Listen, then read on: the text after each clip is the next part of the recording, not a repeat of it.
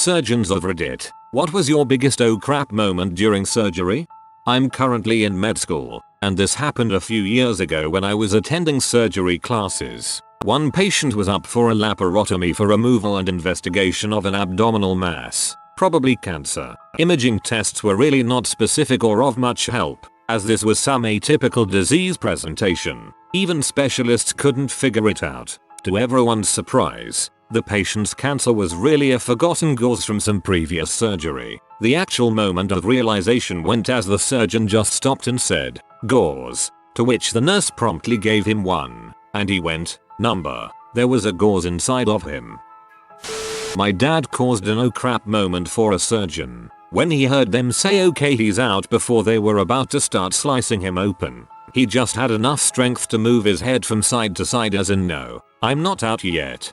Terrifying.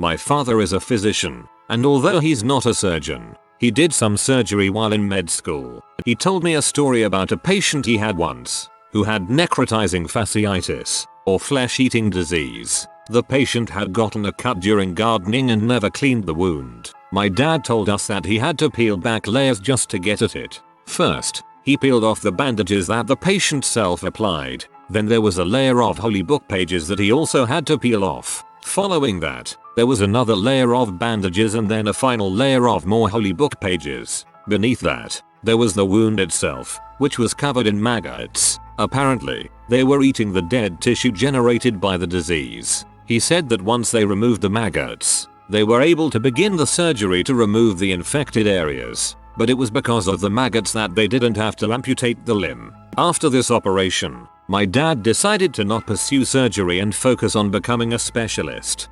In some places, medical maggots are used to keep an open wound clean, or a non-healing ulcer from getting more infected. Makes me gag, but it works, I guess. I'm a med student. A surgeon once told me that his oh crap moment was when a patient of his had a carotid artery blowout, very bloody, leads to death within minutes if not treated, due to a tumor growing into that artery. Problem was that the patient was in a small hospital in his hometown with no surgeon available who specialized in this type of cases. Furthermore, there was no way of getting the patient in time to our center as it was rush hour on a sunny Friday afternoon. It was also not possible to transport the patient to our center by helicopter as the hospital in his hometown did not have a helipad. Luckily, our hospital did have a helipad with a helicopter available, so they took the surgeon by helicopter to the smaller hospital. Since there was no helipad at the hospital, the pilot was forced to land the chopper in a park. And mind you, it was a sunny Friday afternoon, so it was full of people. As soon as the chopper landed, a crowd formed around the helicopter. The surgeon told me that the moment he exited the chopper they all started clapping and cheering for him, making him feel like star. He ran to the hospital and into the operating room and immediately started operating on the patient. He was done around 2 AM, but the patient made it. Dang, good way to get hyped up to succeed. I'm a medical student going into surgery. I get my MD in a year. I haven't been at this long enough to have the wealth of stories that an actual surgeon would have, but I have a few that stand out from my time in the OR so far. Most recently, I was assisting on a lung surgery called a decortication. This is done when a lung is trapped in place either by a complex infection, inflammatory tissue, etc., and needs to be freed up to work properly. This lady was middle-aged, but has a history of several bouts of pneumonia and a 30-pack year smoking history. Going into the procedure, we weren't sure exactly what we'd find, but were hoping it was just scar tissue from the untreated pneumonias. As soon as we got inside her chest with the scope, it was obvious that this was not the result of infection. Her entire lung was essentially caked in cancer tissue, adhering it to her chest wall and her diaphragm. We had discussed this possibility with her, and had her consent to do whatever was necessary once the surgery began. At that point, all the minimally invasive scopes and instruments went away, and my attending guided me through an open thoracotomy. This involves making a large incision between the ribs, snipping out 2 of the ribs, and using a rib spreader to gain access to her chest. Once inside, my attending obviously did the work and I just assisted, but we removed her entire lung and some lymph nodes for testing. Her chemo started the next day and she's fighting now. So, I guess it counts as oh crap when you open up a chest and find a thicket of cancer staring back at you. I am a nurse and the doctor was an anesthetist, but still relevant. Patient had her surgery. I can't remember what. All went well. She was awake and in recovery. We needed to give her a medication through her IV line, so, as is standard practice, we flushed the line with 10 ml of saline. The patient immediately stopped breathing. We had no idea why. We called a code and the anesthetist came running. He actually said "oh crap" when he realized what had happened. During the surgery, the anesthetist had given the patient rocuronium through that IV line, and he hadn't cleared the line afterwards. So when we flushed the line, the patient got a dose of rocuronium that had been sitting in the line. Rocuronium is a muscle relaxant, used to inhibit the respiratory muscles to allow for intubation and ventilation during general anesthetic. In layman's terms, it paralyzes the breathing muscles, so you can't take a breath no matter how hard you try. But it does not put you to sleep. This patient was wide awake but totally unable to breathe. Luckily the anesthetist worked out quickly what had happened, and it's easily reversed. The patient was physically fine, but understandably traumatized. Jesus Christ, that's my worst nightmare. Not a surgeon, but a student. In the early days of this teaching hospital's high school volunteer program, they essentially used us as free tech labor, but when things were otherwise slow, they'd toss me some scrubs and send me to watch cases in the operating room with the med students. Since my mom worked there, they were sort of testing this out with me. On the very first case I saw, the surgeon lost the needle from the end of the suture in the abdominal cavity and couldn't find it. They ended up wheeling in an X-ray machine to locate it. During the next surgery I watched, the surgeon heard student and assumed I was a resident. He launched into an X-rated joke he claimed he found on the back page of Penthouse. When he finally hit the punchline, no one laughed. Finally someone asked if he remembered our visiting student. He turned and asked, "You're a resident, right? Not like you're some virgin." I clarified that I was a freshman, not a resident. He paused and whispered, "College." I replied, "High school." When he realized I'm not quite 14,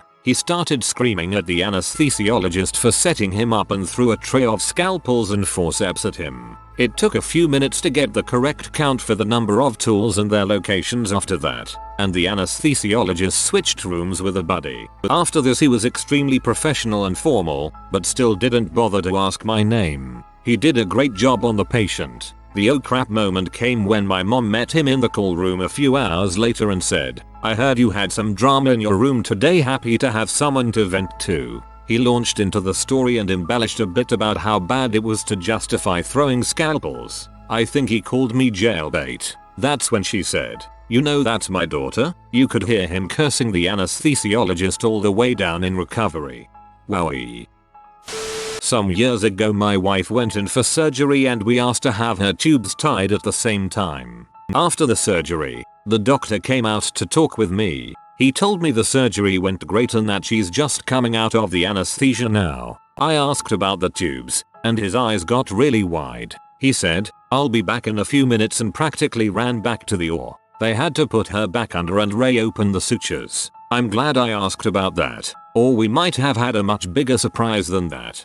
I just got my tubes tied during my last section about a year and a half ago. Thanks for terrifying me.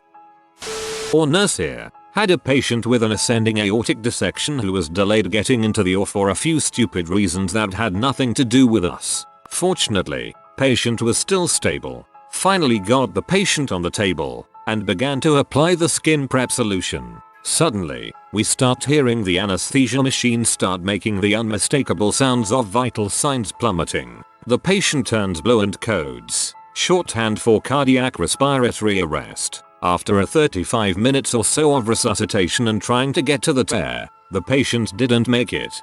I'm recovering from an aortic dissection right now. It was just below my brain on the left side. I didn't stroke or anything, but recovery is a long slow process. I can't really get people to appreciate that basically I should be dead. You did all you could, and the odds were already up against you. If they could, they would thank you for trying.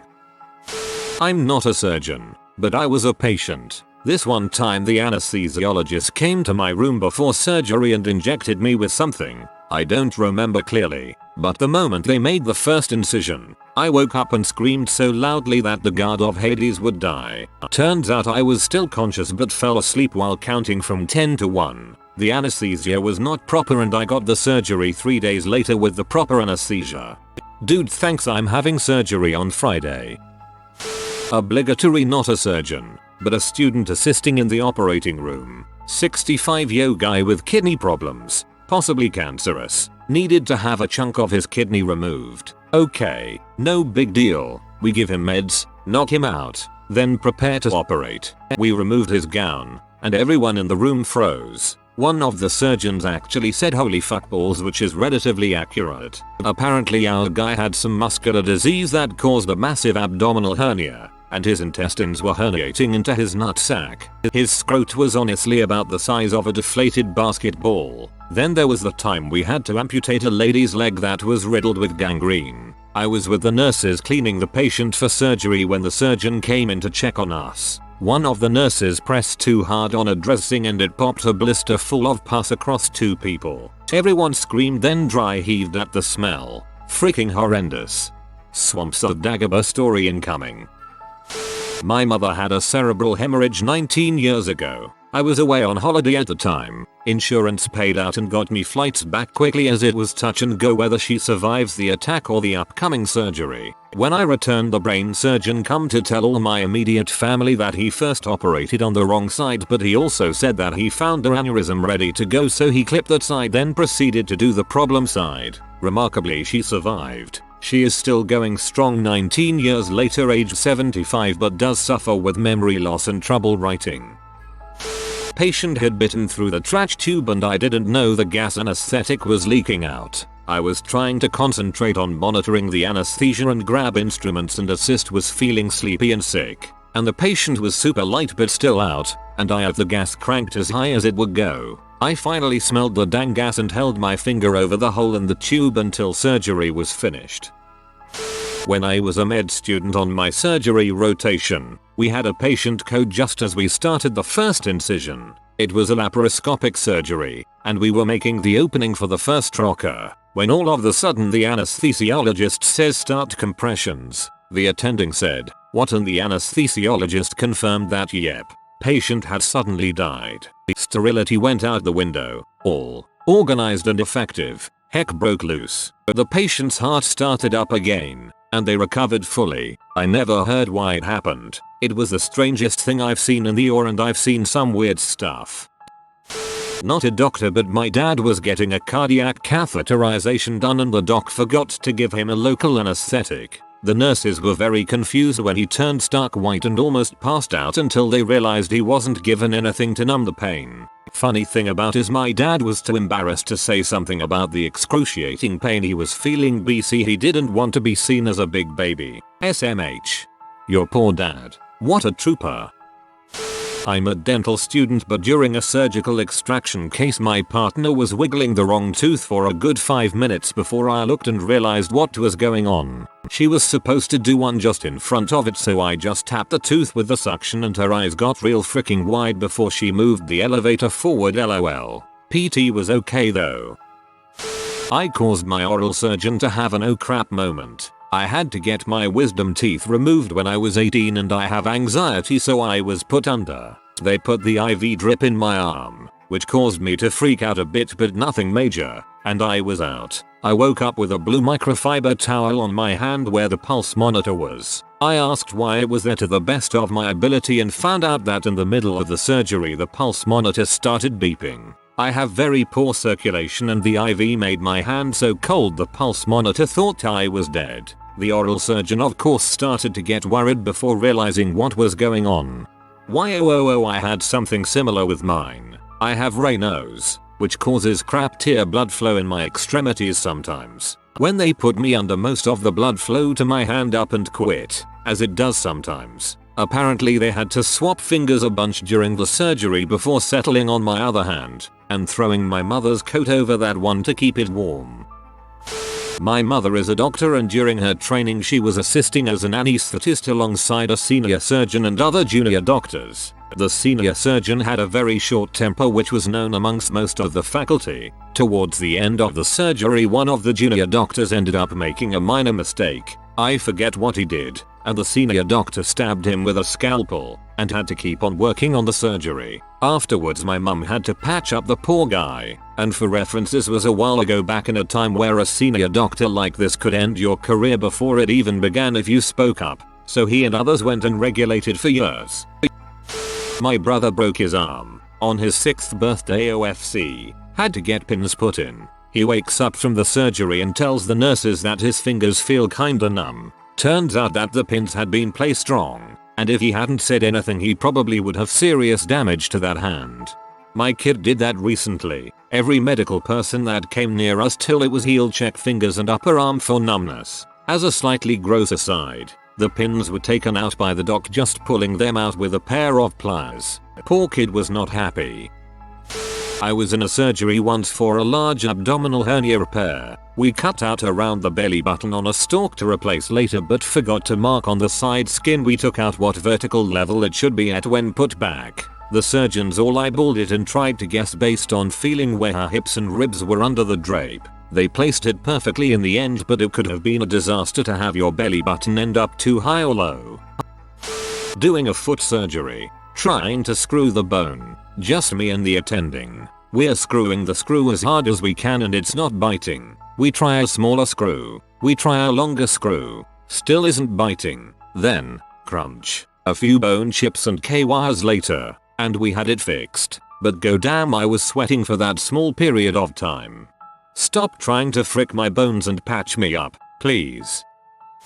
Not a surgeon's oh crap, but it happened during surgery. More of the anesthesiologist oh crap, though the surgeon was probably pretty worried too. I went in for a scheduled C-section at 37 weeks with my first and only kid, and at the time my first surgery ever, unless you count wisdom teeth. They decided to do the C-section because my kid had an in utero growth spurt and at 37 weeks was 11 pounds. If I went to 40 they were concerned my kid would be 15 pounds plus. Check-in and everything was great. They got me prepped and wheeled me into the surgery bay. Then the anesthesiologist came in to give me the spinal block so they could actually cut me open. They injected the stuff into my spine while I was sitting up, then laid me down in the bed. The moment I was horizontal my blood pressure tanked to 60/40 and I started vomiting uncontrollably. Thank God I hadn't eaten anything so it was just bile. My obgyn had to start the surgery immediately while my anesthesiologist tried to do something. I dunno, I was pretty out of it. I vaguely remember they whisked my kid off to the NICU, my mom going with her and my other support person stayed with me. I honestly don't remember most of what happened because I kept losing consciousness from my blood pressure being so low. My mom told me after the fact that they had brought a crash cart into my recovery room because the doctors were super worried my heart was going to stop. After about 4 hours my blood pressure finally stabilized and I was okay. I ended up being in the hospital for 4 or 5 days recovering from the C-section. Goes to show that sometimes even a routine surgery can end up being holy frick. Most anesthesia doesn't work on me. I had an endoscopy and woke up in the middle and fought the entire staff to pull the tube out. For my C-section they gave me a spinal tap and an epidural to make sure, but I was able to move and feel most of it. I woke up partly to try to pull the trach tube out during my appendectomy. I told all this to my doctor before a jaw surgery so they didn't even bother knocking me out. Kept me awake while removing part of my lower jaw. Luckily I have an extremely high pain tolerance. This actually was before surgery. A rugby player from Australia came to us after one of his friends kneed him in the face and shattered his lower jaw and most of his incisal teeth and cuspids bicuspids. It was a lot of work. We had to use an operating theatre last minute. Dentists usually have to reserve this room, and had him heavily sedated. Had a CT scan done on him to see how bad it was and check if the fractures migrated to the rest of his skull. We had to get some help from a plastic surgeon to peel back his gums and cheeks, reorganize the remaining bone, dispose the failed teeth. We normally try to save them but then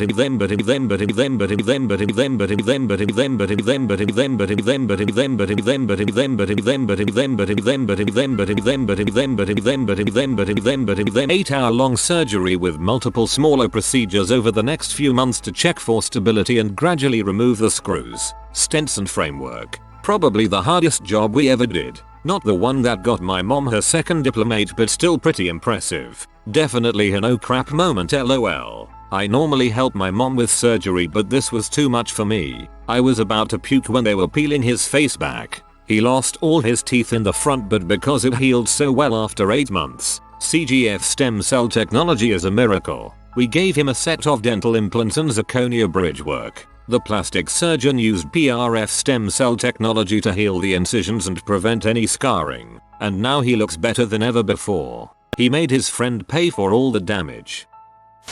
Patient here. Take your pick. Had an ectopic pregnancy and they forgot to give me any analgesia, so when I came to I screamed the place down screaming if I was a dog you'd put me down. Obviously not my finest moment. Had my son and I told them I didn't feel right. Totally dismissed by everyone till I flatlined and I was going to sleep, i.e. dead. Got baby out and gave me atropine and I was okay, as was son thankfully, but it was touch and go and I hemorrhaged badly. Had a hysterectomy and they didn't notice the internal bleed and I started going into total organ shutdown. My iron count was 2 before they realized, and then I had 2 nurses squeezing flood into me. The surgeon did apologize that it wasn't his finest work. Radical nephrectomy, removal of a honeydew melon-sized cancerous tumor on my kidney. It had stuck to stomach and bowel, so lost a bit of those, then got sepsis. Had a car accident when I was 17. Went straight through the windscreen and seatbelt locked, so I ended up in the seat with face mangled. Every so often a piece of glass comes out, but there was a piece in one of the big scars, so I went to A&E to ask for a scalpel as I was happy to remove it, and they panicked and I was rushed into surgery as if it had moved.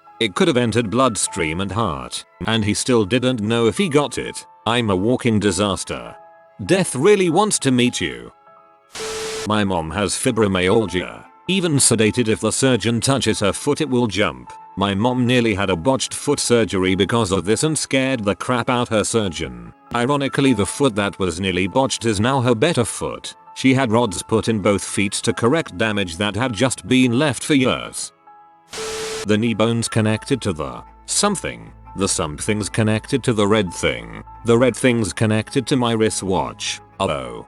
I'm gonna need the full story. My mum's left arm seemed to give her surgical team an oh crap moment with one heck of a spiral fracture. When 5 surgeons all ask you're not left-handed are you, it doesn't instill a lot of confidence. To be fair, they did the bloody good job after 5 hours in theater, and she gets to amaze her grandkids by proclaiming herself cyborg granny, and she hopes she'll excite some archaeologists somewhere down the line. There are a lot of pins in her arm now. When I was fresh with the knife many years ago, I forgot to give my patient a liquid to cleanse out the inside. I realized this as I cut into the stomach wall and was met with my patient's undigested dinner from the previous night. Not a surgeon, but caused a sort of oh crap moment. Back in 2011, I had an unscheduled surprise amputation. They tried to save my middle finger, but the veins couldn't regrow. Side note, it's a special kind of depressing to watch a body part decay off of you. A couple weeks later, I went in for outpatient surgery to have it removed. I thought it would be funny to put a Swiss Army knife in my brace with a note that read "Please attach." Apparently my surgery was delayed by almost a half hour because the surgeon and the rest of the crew couldn't stop laughing. A little different than the other stories, but my old roommate had some sort of surgery and the anesthesiologist turned out to be the father of this girl I was casually hooking up with. My friend said the last thing he remembered before going to sleep was the doctor saying, "So you know my daughter," to this. He only remembered trying his best not to shout out, "My roommate is banging your daughter."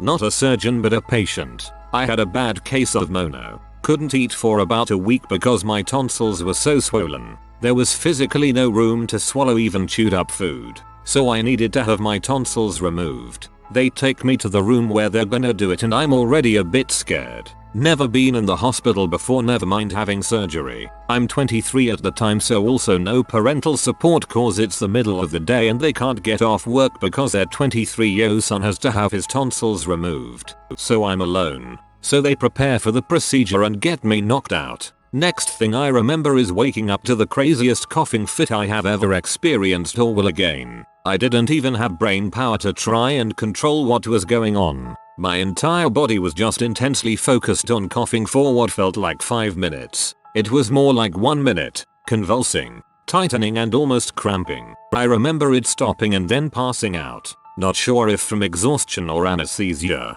Turns out a fuckload of blood had fallen leaked into my lungs during the procedure. I was basically fine though, just ended up having to recover for 4 days from a lung infection. Thinking back to that 1 minute, or however long it actually was, is still pretty scary. I was not in control of my body at all, just a lifeless passenger in a coughing body. I imagine this is what dying is like, without the coughing. You just experience things happening to your body but have no control over them.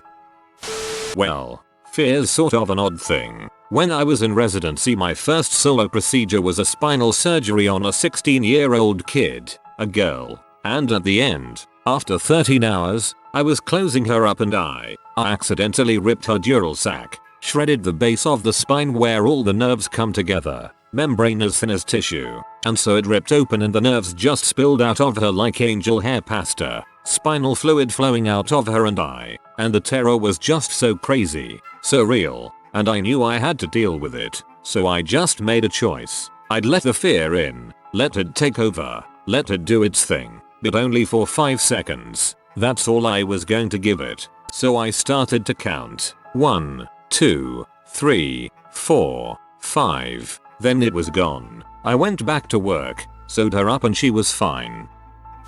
Not in surgery, but I was still a surgeon at work. I was called to the emergency department to see a patient involved in a motor vehicle accident. I wasn't there for the handover from the ambulance team and I didn't really know what had happened. When I got there, all the emergency doctors were busy trying to keep the guy alive, and so I didn't interrupt straight away to find out exactly what it was that they had called me for. I thought I'd give them a few minutes to try to stabilize the patient. I noticed that one of the legs sticking out from the blanket was feet pale, so I touched it. Bit cold. So then I tried to see the capillary refill. Not really obvious. So I checked for a pulse on the top of the foot. Nothing. Then around the ankle, also nothing. I'm starting to get a little bit worried. So I reach up behind the knee to feel the next pulse that you would normally check. And to do that properly, you have to put fairly firm pressure because of the muscles in that area partially cover the blood vessels. Instead, what I do is lift up an amputated leg and pull it towards me and then fall on the ground with the leg in my hands, trying not to let the juicy bits hit me in the face.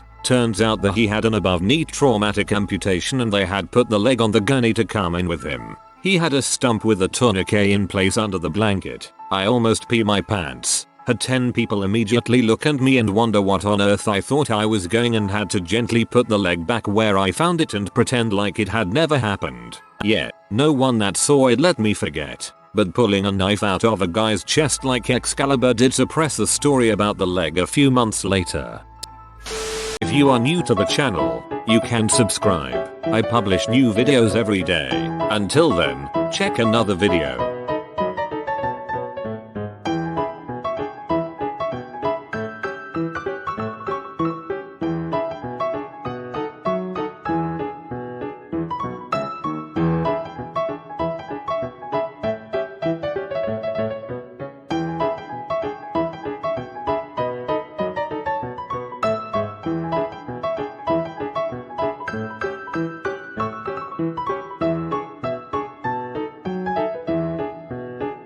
Bye for now.